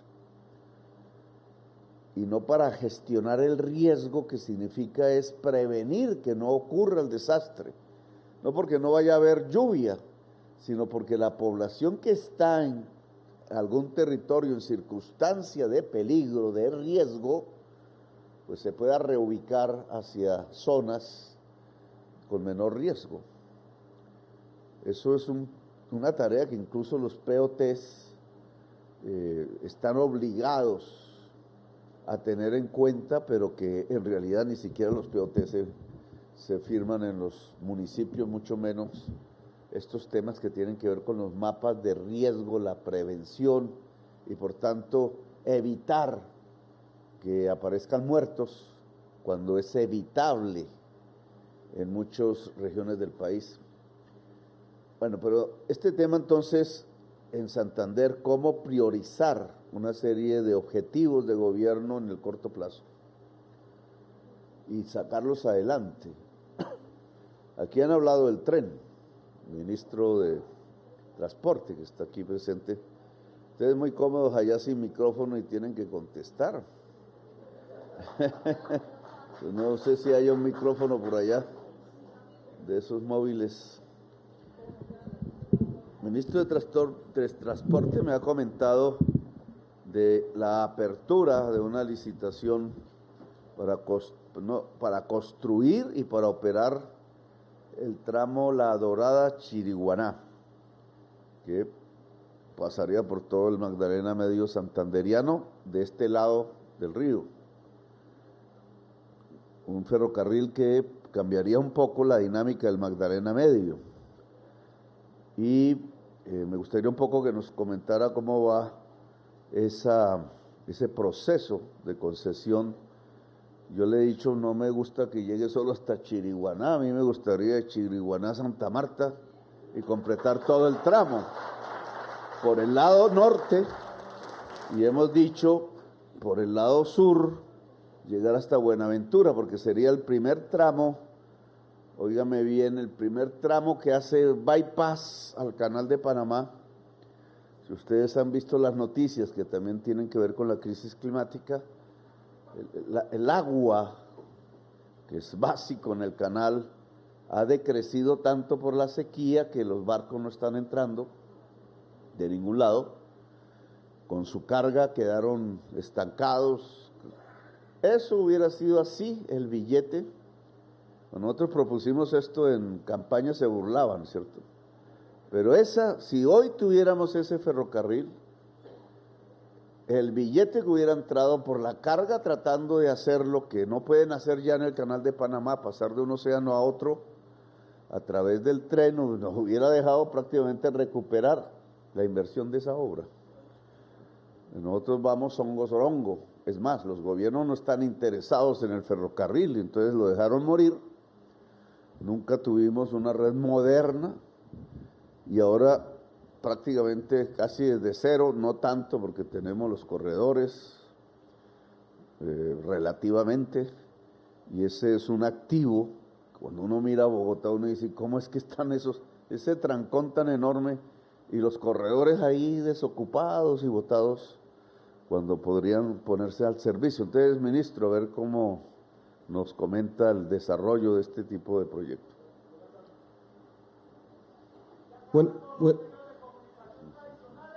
Bueno, buenas tardes a todos, presidente, y a la mesa. Efectivamente, ahí tenemos dos procesos en curso. Inicialmente hay un proyecto, más que un proyecto, hay un contrato y una adjudicación para mantener la operación en ese corredor. Ese es un contrato que está por obra pública a un año, 80.000 millones de pesos, que nos garantiza mantener la operación que hoy en día tenemos sobre ese corredor, y ya está la estructuración de Dorada Chiriguaná.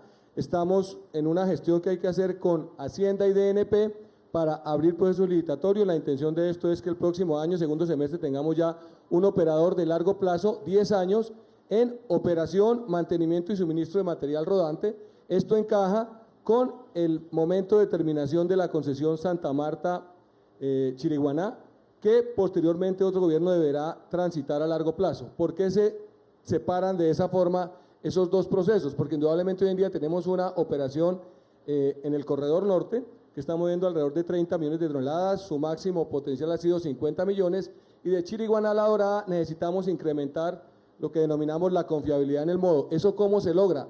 Teniendo contratos de largo plazo. En el pasado hemos tenido contratos a un año, a 2 años, y cada vez que se suspende, la confianza de los generadores se cae. Los que trabajamos en transporte sabemos que para que contratos de largo plazo, que pueden implicar material rodante y cambios en la operación logística entre transporte por camiones y transporte de trenes se logren, se necesitan contratos de largo plazo. Eso lo logramos con este proyecto y se integra obviamente a todo el proceso que estamos desarrollando también con conectar a Buenaventura.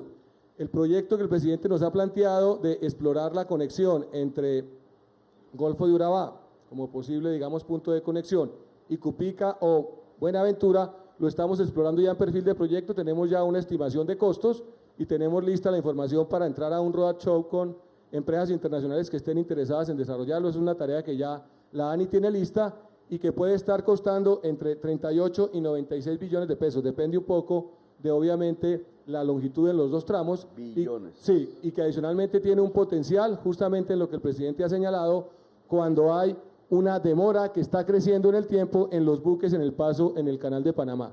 Ya hemos hablado con inversores de China, con gente inclusive de Corea, con el Reino Unido que nos está apoyando y con los Estados Unidos, para que esa información la conozcan y a través de mecanismos de iniciativa privada podamos avanzar en esa iniciativa. Yo sugeriría, Carlos Ramón, primero, como ya veo que hay una parálisis por Hacienda y Planeación para Chiriguaná Dorada, entonces hagamos la reunión con la presencia del presidente para ver si resolvemos ese primer trancón.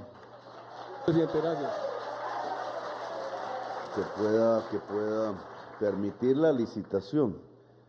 Eso no tiene que ver con esta región, pero en relación Buenaventura-Urabá, que podría extenderse hasta Barranquilla, hasta Santa Marta, pasando por las ciudades caribeñas todas, yo le voy a proponer lo siguiente: no esperar que X empresa extranjera decida proponer una APP, sino que nosotros mismos hagamos el trazado más conveniente.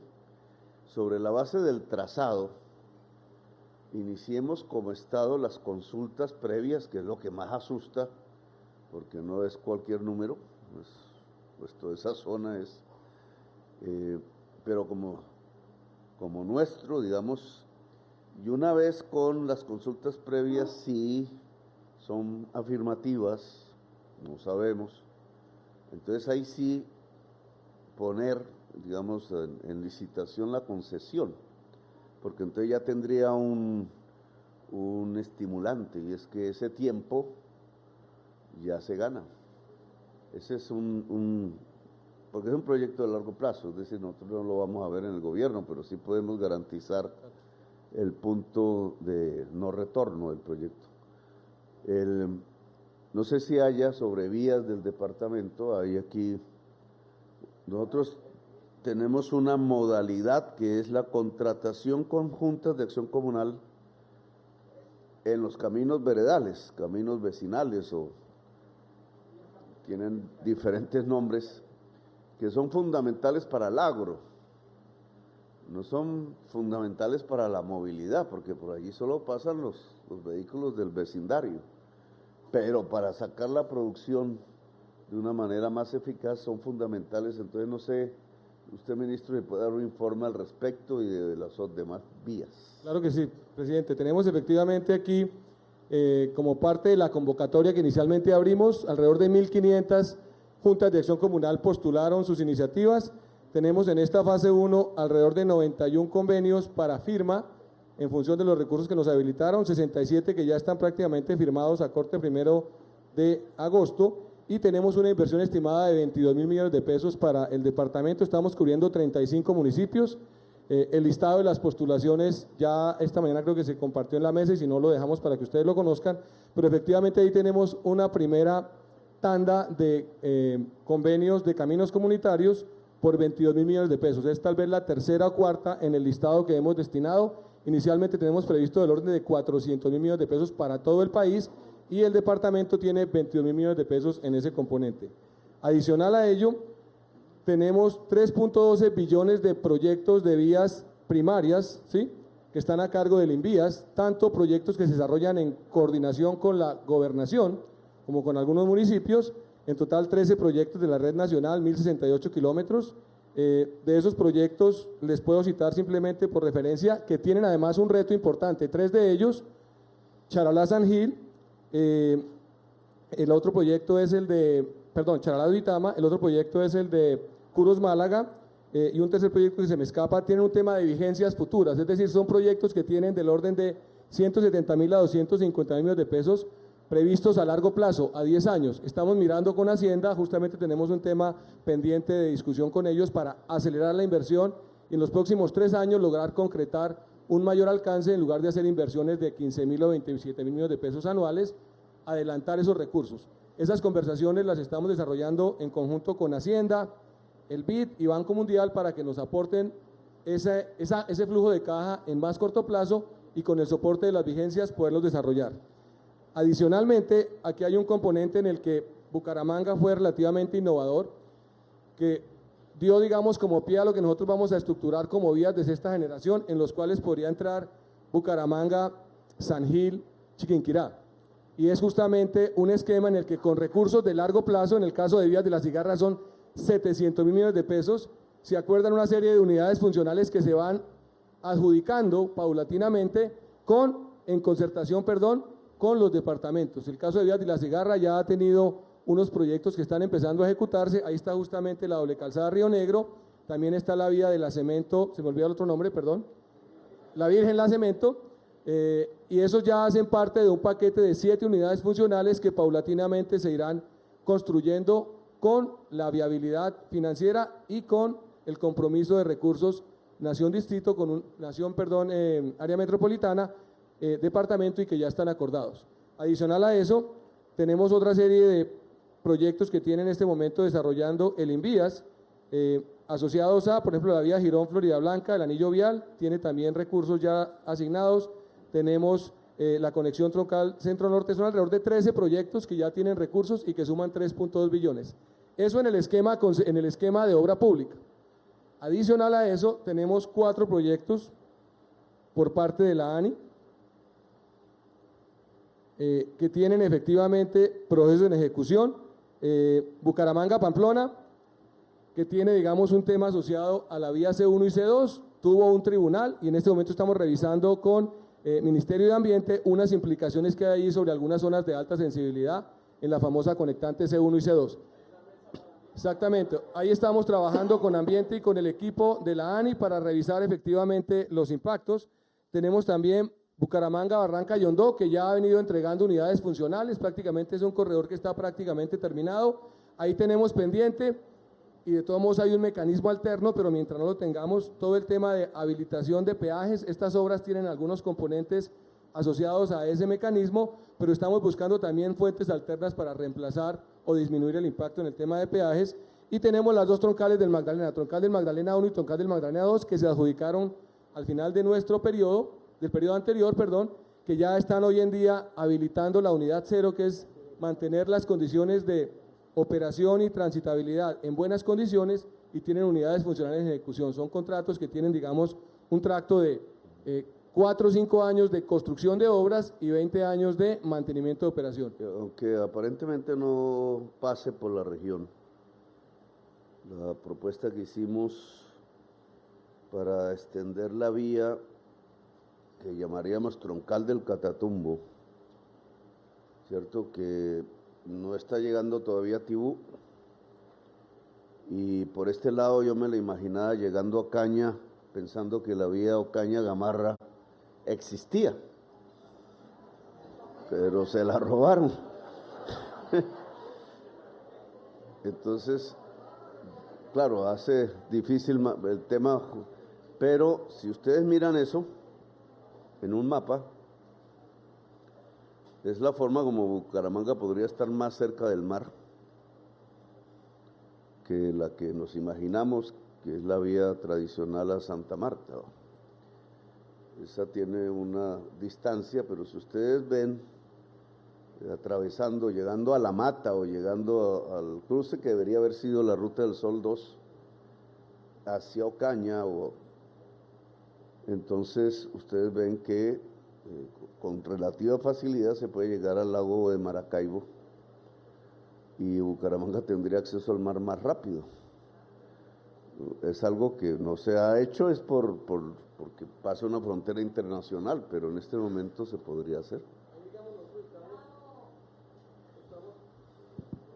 Estamos evaluando con el equipo del Invías, justamente a partir de la tarea que el presidente nos colocó en la zona del Tarra, esa conexión que tiene un componente carretero, pero también tiene un ejercicio de exploración que está haciendo entre Cúcuta y Ocaña para conectar con Corredor Férreo Central, el DNP en el tema férreo. Entonces ahí tenemos, digamos, una alternativa carretera que está evaluando el Invías justamente en su línea, y el férreo que también lo estamos ya explorando. Eso es, digamos, usted también tiene que dar aquí una respuesta, pero no la va a tener porque no es, está en su ministerio, pero no es su, que es el aeropuerto de San Gil, sí, al cual yo he llegado y siempre estaba una obra ahí como un elefante tirada, pero no sé exactamente qué le está pasando al aeropuerto. Les cuento sobre eso que estamos haciendo.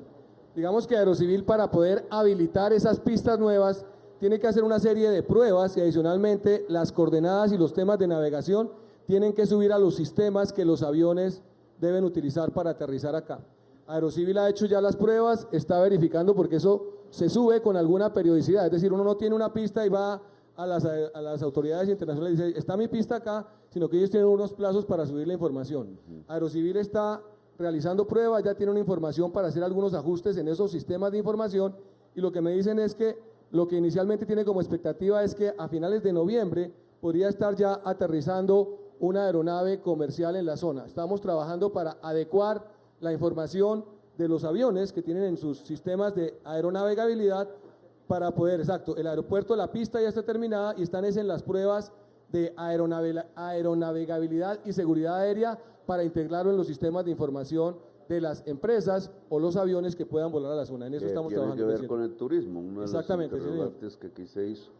Bueno, listo, a ver, La ñapa. Tenemos unos recursos previstos para un tema fluvial en Puerto Wilches, ¿sí? Y tenemos unos recursos ya para intervenir el muelle de Yuma, que ya están en este momento en estructuración para efectivamente intervenir en tema fluvial. No sé si esté alguien del Ministerio de Agricultura aquí.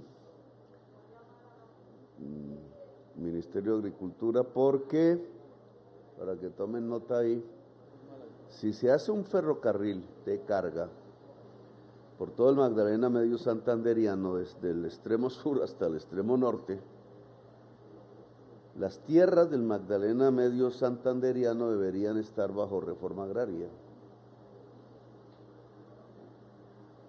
que incluye el mecanismo de valorización.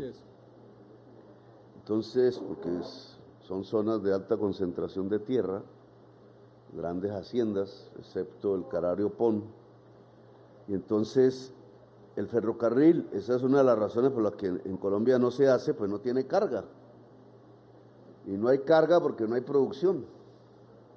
Un país sin producción, acostumbrado en los últimos 50 años a sacar petróleo por tubo y carbón por tren privado, pues entonces nos hemos deprimido en la producción real, industria, agricultura, y entonces los ferrocarriles no son sostenibles financieramente.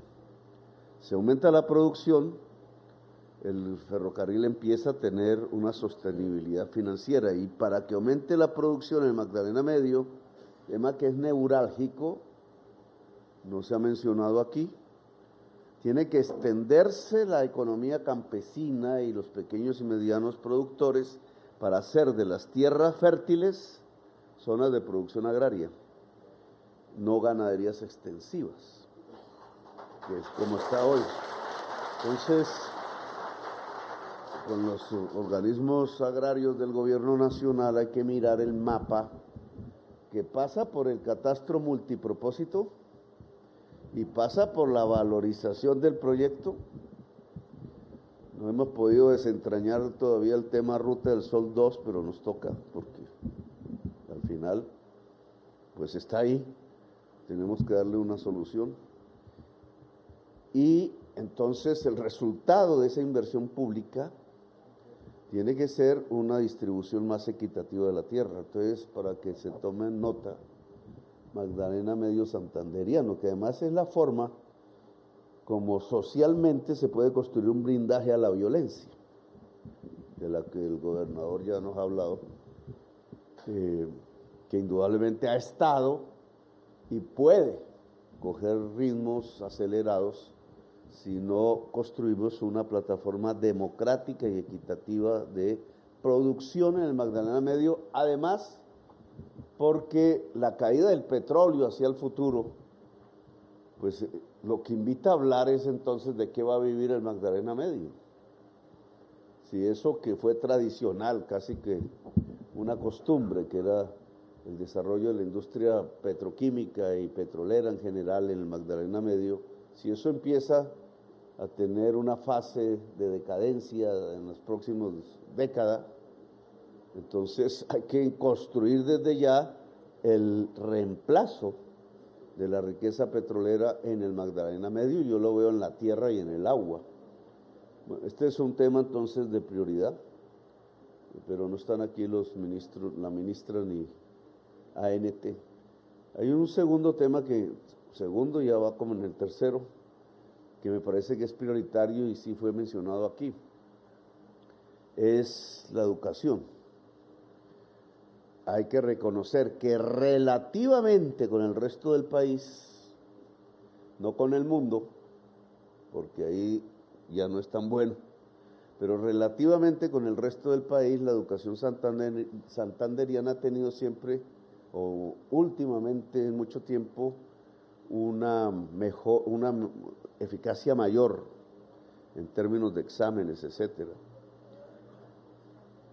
Pero la estadística de educación superior que usted dio, pues es dramática. No sé exactamente si es Santander sin Bucaramanga o que Bucaramanga concentra la educación superior. Aquí tampoco no sé si haya funcionarios del Ministerio de Educación, pero aquí, gobernador, tenemos el lío de que hay elecciones y que ustedes finalizan periodo y no sabemos quién sucederá, pero hay que aprovechar este tiempo final de este año para sentar las bases de la colaboración gobierno, departamento y ojalá alcaldía alrededor de la expansión de la educación superior en el departamento de Santander, que incluye el SENA,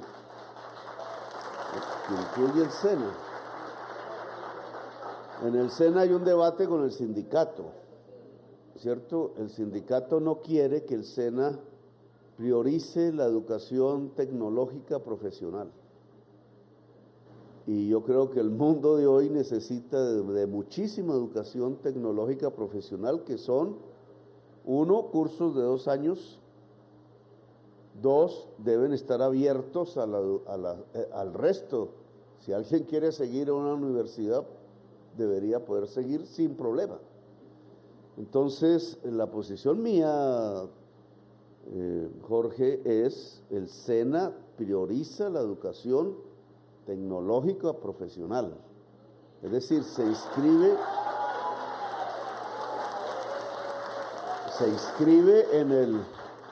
en el ciclo de educación superior.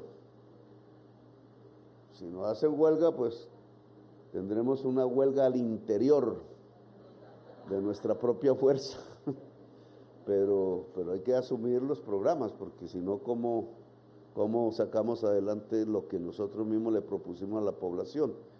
Entonces, en la UIS, que tiene un eje alrededor de la ingeniería de petróleos, y entonces este es un tema que hay que discutir, porque debería estarse desarrollando ya la interfaz. La interfaz es la ingeniería de energías limpias, que tiene que crearse en la UIS, porque la otra va a ir muriendo, y el interfaz tiene que ver con cómo la infraestructura petrolera puede servir para la infraestructura de energías limpias. Eso es un tema de estudio. Por ejemplo, un tubo de gas podría, aún no se ha descubierto bien, podría llevar hidrógeno verde. Y entonces no necesitamos poner nuevos tubos para hidrógeno verde, sino que los mismos que ya hoy se usan de gas, entonces llevarían el hidrógeno verde. ¿Cómo las factorías refinadoras podrían convertirse entonces en lugar de usar el petróleo, en usar otro tipo de energías limpias, etcétera? Es un tema complejo, pero la UIS tiene que hacer esa transición.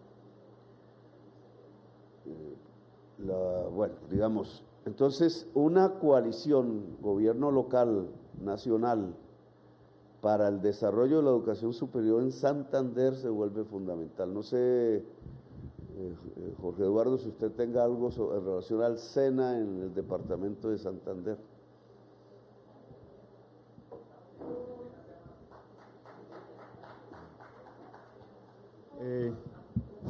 Sí, presidente, compartimos la visión que usted tiene sobre que el SENA profundice en la educación tecnológica. Hay que pasar de ese obrero más al obrero del conocimiento, y eso únicamente se hace a través del desarrollo tecnológico. Y aquí, como en todo el país, están funcionando varios programas, pero hay uno que nos llama la atención y que tiene que ver con la mesa agropecuaria y es Campesena. Es un programa que busca que el SENA sea el que vaya al campo, no que el campo tenga que venir al SENA. Y por eso, a través de una serie de estrategias como aulas móviles, como kits para nuestros formadores, como la formalización que hicimos para que campesinos y campesinas puedan acceder a nuestros programas. Hoy por hoy, cualquier campesino o campesina, sin necesidad de que tenga ninguna formación escolar, puede ingresar a los programas técnicos y de formación complementaria. Pero es más, campesinos y campesinas pueden inscribirse en nuestro banco de formadores y ellos pueden ser formadores. Entonces aprovechamos la oportunidad para que muchos líderes campesinos y campesinas se inscriban en el banco de formadores y nos ayuden a llevar ese conocimiento también. Va a ser un diálogo de saberes muy importante entre academia y campesinos y campesinas. Yo siempre coloco el ejemplo de el señor que nos ayuda en la vereda, Pedro. Él sabe más de hidráulica que cualquier ingeniero, y muchos ingenieros a veces cuando el riego no funciona van y no pueden resolver los problemas que el conocimiento que da la tierra, que da la vida, genera en las personas. Aquí en Santander estamos trabajando en certificación de competencia. ¿Qué es certificación de competencia? Es el reconocimiento que le hace el Servicio Nacional de Aprendizaje a diferentes saberes, que por no estar incluidos en la educación formal, pues no se les reconocen y es vital. El Día del Campesino, por ejemplo, entregamos certificaciones a campesinos que ordeñan y campesinas que ordeñan, certificaciones bajas, medias y altas. Aquí en el departamento de Santander, en este último semestre, porque el Campesena entró a funcionar en agosto, vamos a tener alrededor de 2.000 certificaciones. En el SENA Emprende Rural, que nos parece que es un programa muy interesante, nuestra meta son 2.190 proyectos productivos comunitarios y ya cumplimos con el 102%, ya tenemos 2.242 proyectos comunitarios y pues seguiremos trabajando en ese sentido. Además, presidente, con el Ministerio de TICS firmamos un convenio. Ellos van a ejecutar alrededor de 300.000 millones de pesos para nosotros formar alrededor de 100.000 jóvenes en lo que tiene que ver con TICS, con software, con seguridad informática, con todo este proceso. ¿Los cursos deben ser más largos? Sí, es para educación tecnológica, es decir, va a ser alrededor de 2 años. Ese programa obviamente permea al departamento de Santander y aquí tendremos varios cupos para cumplir con esa fundamental, meta. Discúlpame Jorge, es fundamental porque no estamos hablando de cualquier número pequeño, no es un programa marginal. Colombia no hay un estudio sistemático en las universidades, etcétera, que permita la presencia, el cultivo de desarrolladores de programación. Se pusieron muchos institutos intermedios a enseñar programas ya existentes. Estudie Word, Excel, que uno lo estudia en la casa cacharreando. No, esto es para hacer los programas.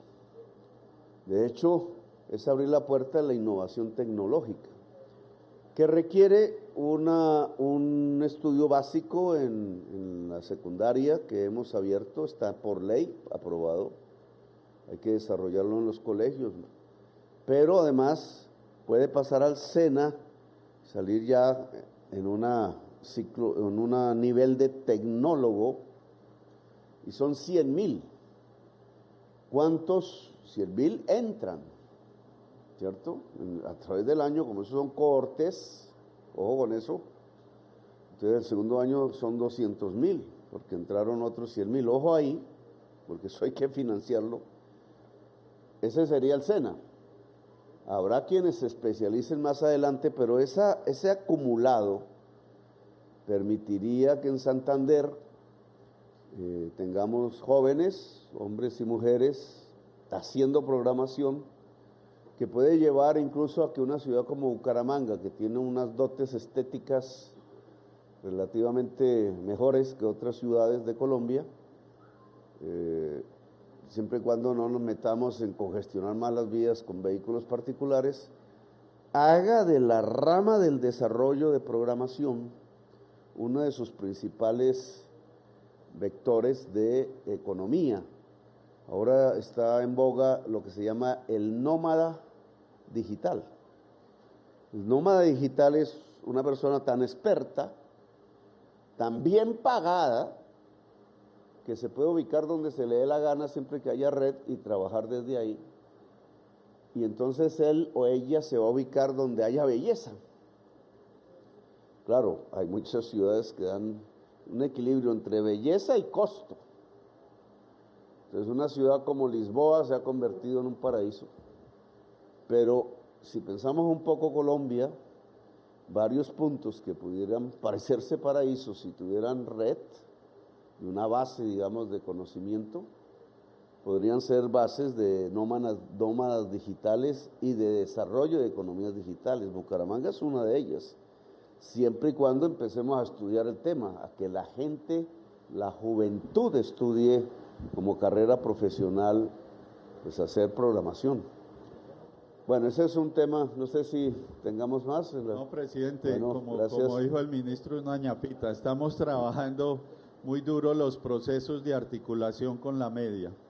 En este momento nosotros tenemos articulación con 4.400 colegios, debemos llegar a los 12, 14.000. Y se trata entonces de que en la media donde nosotros estamos dando educación técnica en esos proyectos de articulación, podamos también llevar la articulación tecnológica, para que entonces tengamos toda esa capacidad instalada que a veces es no desperdiciada, sino no es utilizada a plenitud, y ahí vamos a trabajar con lo tecnológico. Estos 100.000 tecnólogos, presidente, son únicamente del convenio con Mintix, pero de nuestra parte nosotros aspiramos en este periodo a llegar a los 500.000 tecnólogos en software y en todo lo que tiene que ver con habilidades informáticas. Bueno, como me toca salir, esa la tenemos. Me toca salir, hay un tema que es, pues hay varios, pero salud. Hemos hecho con recursos nacionales una inversión de 90.000 millones. Hospital de San Andrés, Hospital de Málaga y Suaita. La más grande creo que es Málaga. Obviamente eso es insuficiente porque el vacío que ha dejado la Ley 100 en dotación de la red pública pues es altísimo. Si se aprueba la ley de reforma, Santander tiene que ser cubierto de distritos de salud con equipos médicos visitando los hogares. Ahora hubo un conflicto con el magisterio se queja que no recibe un buen servicio de salud. Yo no entendí mucho el tema porque el FOMAC lo propuso el magisterio y se dirige relativamente por el FECODE. El FOMAC es una EPS con integración vertical, que es lo que queremos evitar. Es decir, EPS porque hay afiliados, reciben una unidad de capitación, integración vertical porque es dueña de las propias clínicas. Yo invitaría al magisterio de Santander a que cambiáramos el modelo, eso tiene que ser con FECODE, porque podemos empezar a aplicar el modelo que estamos proponiendo vía ley, y entonces empezarías por los CAPS, es decir, cómo plantear una atención primaria en salud para toda la niñez que estudia, que casi es toda, ¿cierto? Si lo medimos, los CAPS en los colegios o cerca de los colegios, para que haya una atención primaria a la niñez, pero que automáticamente se podría extender al personal directivo y al personal educativo de cada colegio, y por ahí la entrada, y el CAPS, como dice el proyecto de ley, entonces ante una enfermedad ya de otro tipo de complejidad, entonces permite que el paciente, en este caso el maestro o la maestra, escojan la entidad prestadora de servicio en la región, en las redes de la región. Entonces a mí me parece que hay una oportunidad para el magisterio de cambiar su modelo, que no sirve, por el que estamos proponiendo para todo el país, y iniciarlos con el magisterio, si el magisterio quiere. Son 10 billones de una vez para arrancar cada año. Pero bueno, digamos, el tema de salud es que si se aprueba la ley, toda Santander tendría que organizarse a partir de CAPS, y habría un desarrollo del sistema de atención primaria, digamos que hoy no existe, para todo el territorio santanderiano. Está otro tema que es el cooperativismo. Lo que pasa es que me voy extendiendo, pero aquí está Mauricio. La forma como la agricultura se puede industrializar de una manera democrática es que por grandes regiones de producción los productores directos se asocien, de ahí la cooperativa, y se vuelvan dueños de un proyecto de industrialización de su producto, para lo cual habría un crédito que tendríamos que brindar con tasa de interés subsidiada. Pero eso implica una capacidad de organización rural que hoy no existe, porque se le ha enseñado al productor directo que vaya solo y compita. Y ahí va muriendo en esa competencia, en vez de asociarse por región. Entonces 1.000 productores, 2.000 productores de maíz, y el Estado ayuda a que se vuelvan propietarios no solamente de su producción de maíz, que ya lo es, sino de las fábricas para transformar el maíz. Fábricas que no se pueden poner si no hay una gran cobertura de productores, porque no se pueden poner por casa, por finca de productor, hay que aglutinar una región. Y entonces, como sucede en Nueva Zelanda, el productor agrario sería copropietario de la industrialización de su producto. Eso tenemos que verlo rápido, porque si nos quedamos en el margen, pues no vamos a ver la industrialización del mundo rural. Entonces, ¿la qué?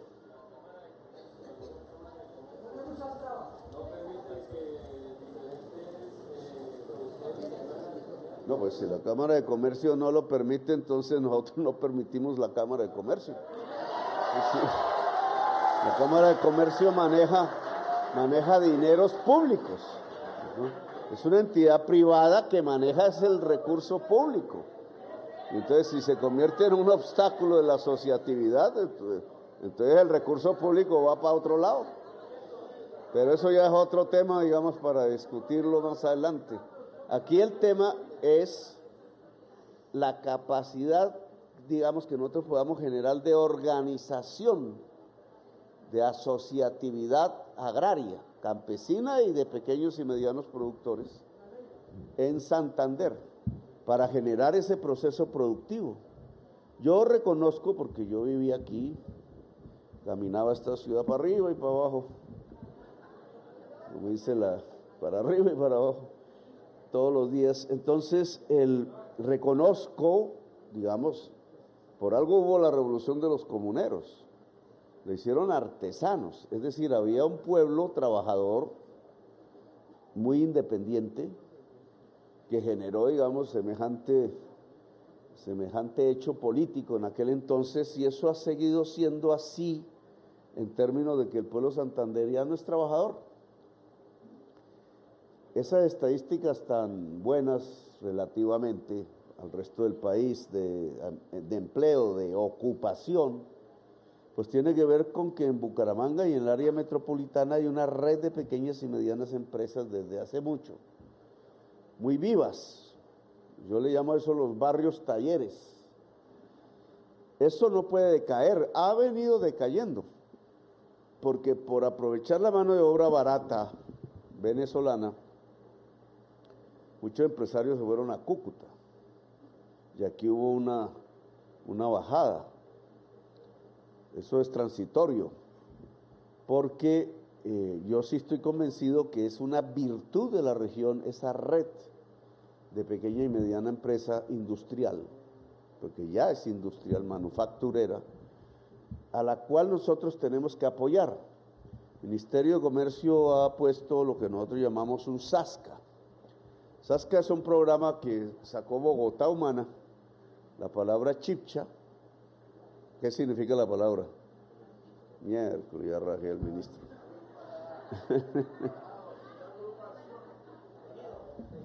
No recuerdo bien, pero es algo que se relaciona al trabajo, al conocimiento, al saber hacer.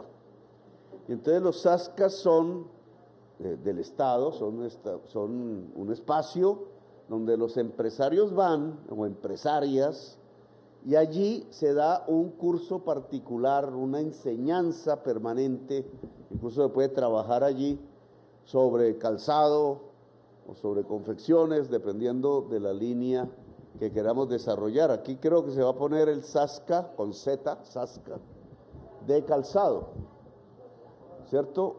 Creo, pues. Entonces, eso implica traer gente incluso experta en el mundo, italianos que se han desarrollado mucho en estos aspectos, en el tratamiento del cuero, etcétera, del diseño, y que eso se transfiera como conocimiento a los empresarios y empresarias, y ese conocimiento se vuelve más ingresos, porque empezamos a destacarnos en un tipo de calidad, digamos, de la hechura del calzado, que a pesar de que venga el contrabando chino, que viene, pues pueda resistir y pueda convertirse por su calidad en un mercado permanente que garantice ingresos. Yo, la verdad, creo que el Ministerio de Comercio tiene que concentrarse mucho, incluso abrir una oficina regional, ojalá, para el desarrollo de la pequeña y mediana industria en Santander, porque aquí hay un terreno ya adelantado. Bueno, a mí me toca porque, como dice el vallenato, me deja el avión. Entonces, gracias por haberme escuchado, muy amables. Gracias.